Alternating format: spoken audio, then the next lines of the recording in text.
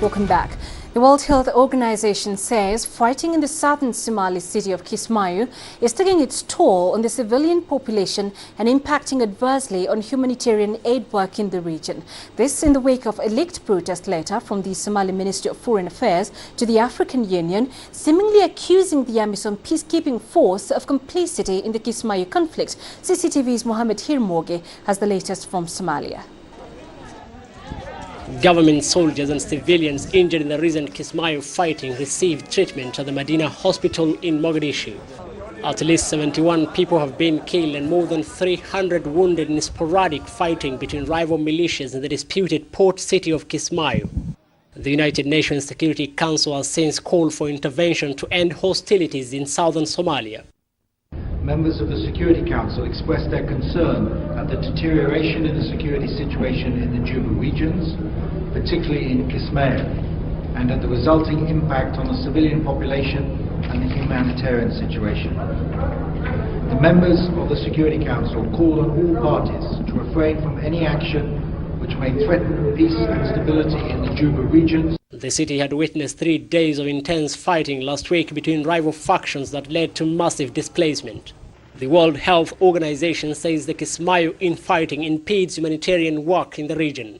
The United Nations Special Envoy had earlier called for dialogue between rival factions in the region.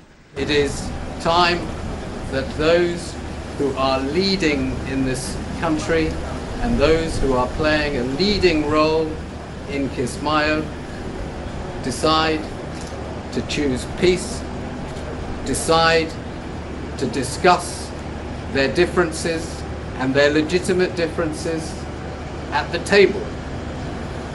They should exchange ideas and views and not exchange gunfire. As tensions escalate, the Somali government is now asking the African Union for the deployment of a multinational force to replace the Kenyan troops in the port city. The Kenyan troops who moved into Somalia 2 years ago following a spate of Al-Shabaab incursions and abductions in Kenyan territory successfully drove out the militia group from huge swathes of territory in southern Somalia, managing to liberate the port city of Kismayo. Apparently, they have now turned into villains. Neither the African Union, the AMISOM command in Mogadishu and the Kenyan government have responded to the accusations by the government in Mogadishu.